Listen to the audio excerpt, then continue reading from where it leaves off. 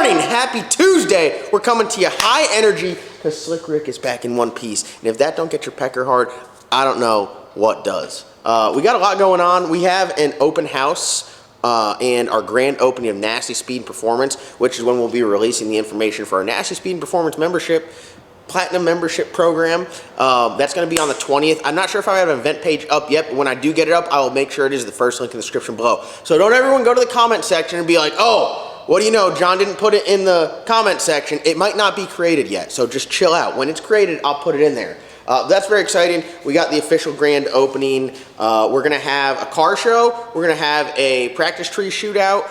And then we're gonna have, obviously, like the open house where you can go through and check out our parts and buy anything. We're gonna have some special sales, and we're gonna be giving away some stuff as well. So, is there a pot for the tree shootout? Yeah, it's gonna be like, there's gonna be financial gain for the winner, you know? So I'm gonna win it, just saying. I'm gonna chop everyone's head off. But yeah, so that's what we got going on. Very excited about that. If you guys haven't already gone and followed the Nasty Speed Performance Facebook page, I ask you to do so.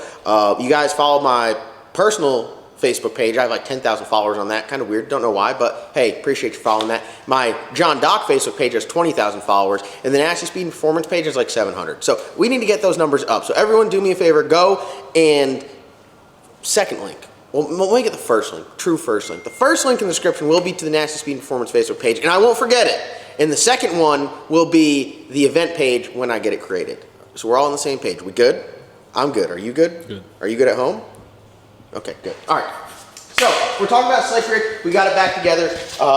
Dude, what a time. What a time. Let me tell you this, okay? I changed one thing on this car. We took the motor out. We did some maintenance. We had a sensor failure, which showed a loss of oil pressure.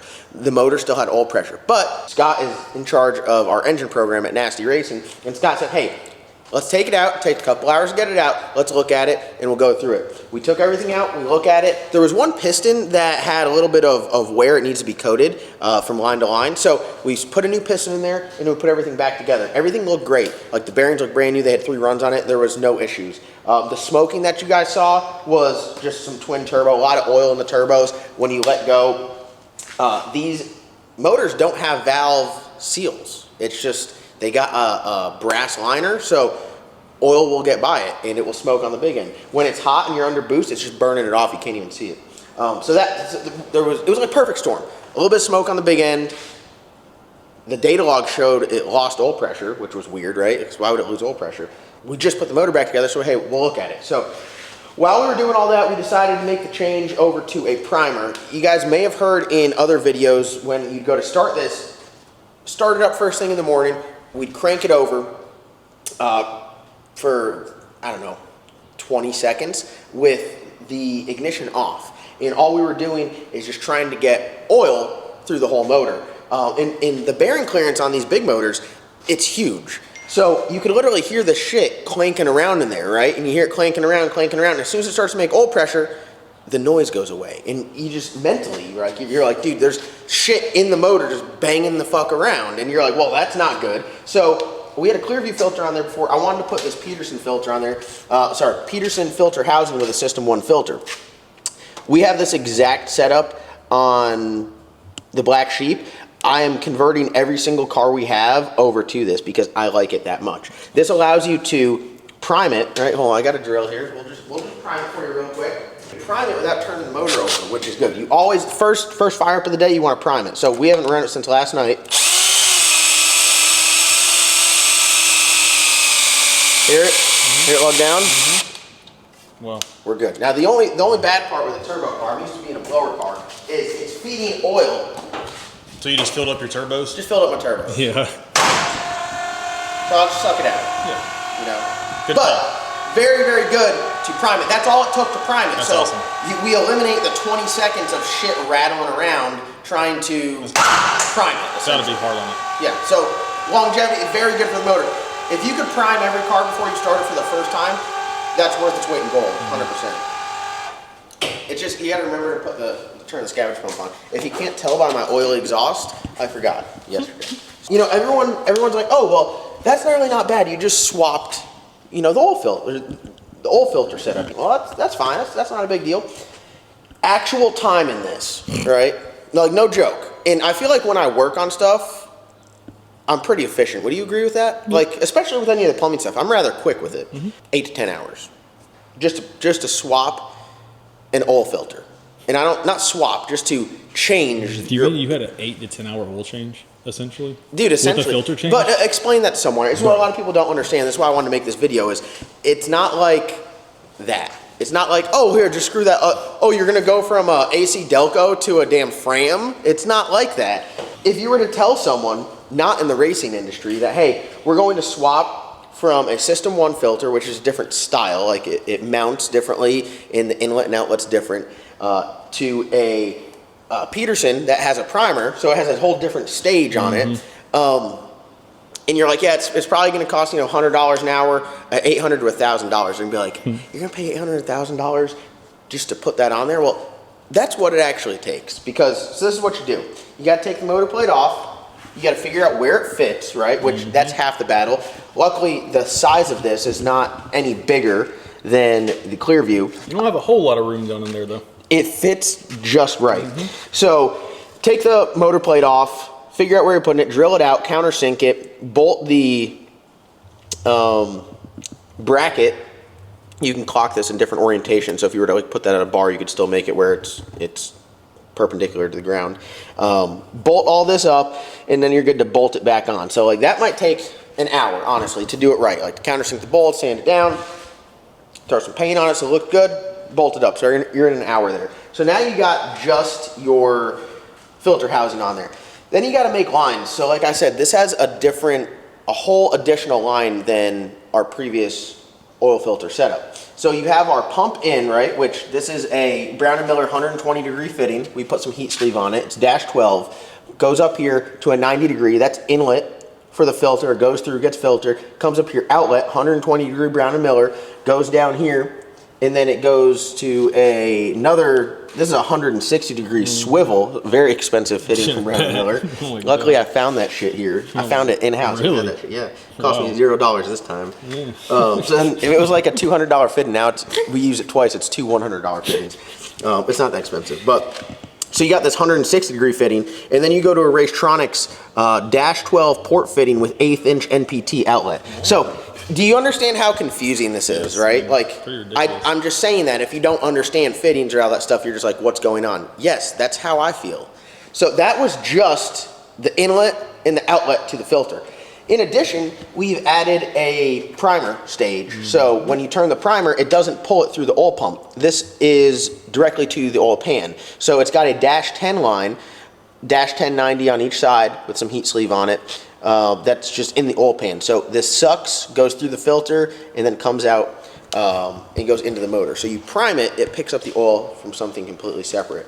In addition to that, we have our turbo feed. So that port fitting with the 1/8 inch NPT, we have an 1/8 inch to dash 6 adapter fitting, a dash 645 that goes to this straight, which feeds both turbos. So there's a lot of stuff going on, and if you don't plumb it correctly, 1, it won't work well, 2, it'll look like shit, and 3, you won't be able to work on it. So every time you go and put a line up there, it's not just like, oh, boom, boom, it's a straight line. Like, look, this has got some curve on it here. It's got the heat sleeve, that's nice. This one, it kind of goes back behind the filter. You're still able to rotate the filter and get it off, so every time you do an oil change, you can clean the filter out. So you do want it to build it where you can work on it, everything's accessible, and you can make progress. Not only did you have to do all of that, but then you got to do your oil pickup, oil pressure pickup, I should say. So this is an 1/8 inch MPT. It's a very weird fitting. The way that Peterson has it cut in there, you can't just like turn it with a wrench. So you had to sand it down, grind it down, right? See how it's round? Can you see it there? Hold on, let me give you some light, extreme light wedge coming in. See how it's round? Yeah. So this isn't round. That was hex before, and you could put a wrench on it, but it wouldn't fit where they have it kind of countersunk into the housing. So put it in there, put the 90 on there, cranked it down, and then loosened this, got the orientation right. So just to put your 1/8 inch MPT to 3AN fitting in there, right? You had to get the fitting, you had to sand it down, you had to mock it up, test fit it, you had to take it out, you had to put thread sealant on there, you put it in, you tighten it, then you take the fitting off, get the orientation of the fitting right, and then tighten it. So something as simple as, hey, let's get your oil pressure pickup. Takes an hour. Is it safe to say that the smallest fitting whooped your ass the most? Yeah. Because honestly, by looking at it, it looks like that was the doozy. Well, honestly, other than taking the time to sand it down, like I sanded it down and it was close, and I sanded it down again. I put it on there, and like it got like 3/4 of the way down, and then it hit, and I'd take it off and sand it. I was trying to leave 2 flats on it so I could get a wrench on it. Of course, that didn't work. So, but I mean, I don't think people really understand how long and how much time you have in this stuff to get it right. And this is how I see it's right. There's a million ways to do it. A lot of people do it different ways, but you know, when you're doing the race car stuff, it's if you're not doing it yourself, like if you were to take this to a shop, the filter and housing is I don't know, let's call it $700. Let's just say you're in $40 for every fitting from Brown & Miller. So there's 1 down there, 2 here, 3, 4, 5, 6. We have an adapter fitting, 7. So 7 times 40, 280. What did I say the filter and housing was? 700. And then you got line. your. You gotta get line. Oh yeah. I mean, what do you call it? I don't know how much it is for the per foot. You need probably 3 or 4 feet probably. We'll call it 5 feet. 5 feet at. Yeah. So we'll call it just $100. Yeah. So $100 in that. You got your heat sleeve, right? So that's like another we'll call it $50 for heat sleeve. About the same. And then you got like your adapter fitting down there from Racetronics. I don't know what that's like, $20. You got your 1/8 inch -6, that might be like 15. You got your 1/8 inch -3, that might be another 15. You got your -3 line. This is a new line for the oil pickup, for the oil pressure. So we'll call that, I mean, $50. I mean, pre-made line. yeah, $50. And then you're making a new oil feed because your oil feed for the turbos that changed location. So we'll call that another, I don't know, you got to put another 2 fittings on there, so another $80. So just in parts, you're in $13.10. And then honestly, like, let's say I had 8 hours in doing that. Honestly, it took a whole day to do it. And it's not like I was lollygagging or anything. It just takes time. Plus, you got hardware for the bolts and paint, shop materials. So let's just say 8 hours, so plus 800. You're looking at $21.10. But now you can prime your motor though. But now you can prime the motor, which So how much is a motor to rebuild? that's invaluable to me. That is more important. But Honestly. that's just kind of like a look into the reality of the race car stuff. When someone's like, oh yeah, I'm gonna go back to the shop and I'm gonna switch, you know, any sort of configuration change is going to change many things. We changed just the oil filter, and we had to make a new pickup for our oil pressure sensor and a new pickup for our oil feed for the turbos. Like, does that make sense? Mm-hmm. Now, every case is different. Some stuff, you know, you might be pulling it off the block or anything. The 481X has no provisions where you can get oil pressure or anything from the block, so we have to do everything off the filter housing. But I don't think a lot of people understand the time it takes and the cost it takes, and just the nothing ever fits. Like, it doesn't. You don't buy something and bolt it up and you're like, oh, it's good. Everything is some sort of custom modification to make it work. So that's just a little bit of a sneak peek into what we have going on. I mean, we might as well. You already primed it. We might as well. It is primed, yeah. It is primed. I don't know if the battery's in. I left the battery on. Oh, goodness. So, all right, here, this is a shout out. Full spectrum power batteries. We sell them at Nice Speed and Performance. The shit was left on all night, right? I did already prime it. And it sounded healthy when you bumped it. All right. Oh, yeah. That battery's strong. Full spectrum power.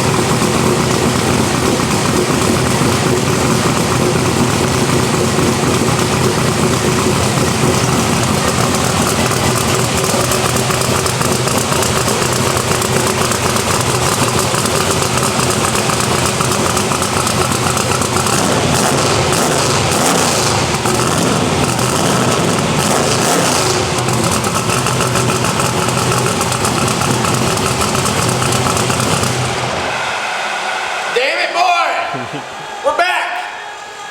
That thing sounds gnarly, don't it? Yeah, it does. What do you think? Ready to see it back in action. Big shout out to Scott, PIG Motorsports. He does all of our engine stuff as far as once we have it here and they're assembled, all of our engine maintenance and engine assembly and stuff like that. He does an absolutely amazing job. And I don't go to the dentist and tell him how to clean my big ass teeth. So Scott's our motor guy, and I don't tell him how to do any maintenance or anything on the motor. He says, hey, we're gonna take that motor out and look at it. We're gonna take that motor out and look at it. We got a great team. Kevin at TCAM Performance doing all the machine work and building the motors. Scott here doing all the maintenance on them and putting them together. It's a pretty, I feel like our engine program is quite strong at this point in time. So very thankful. Big shout out to Kevin and TCAM Performance. Be sure to check out their YouTube channel. They're moving shops. Big badass shop they're moving into. So go check out their YouTube channel because they're doing updates and everything like that on there as well. And boom, that's gonna wrap it up. Tuesday video, dropping some info on you. You got to hear the car. Wednesday night, we're going to Darlington to race. There's some shootout, I guess, and make some laps on the car. See you guys in the next upload. Don't forget, Nasty Speed and Performance, Facebook page, an event on the 20th, open house, grand opening. We got a lot of stuff going on. And if you're interested in hurricanes, John at john.recovery@gmail.com. Got a new email. You can hit me up. There's some hurricanes out there, some money to be made. They may be hitting the coast, and if they do, you don't want to be sitting at home watching the Weather Channel. You want to be sitting in your truck watching the Weather Channel, billing those hours. Yes, sir. Am I right? That's how it goes. Yep. Come work for JDR. We milk the clock like no other.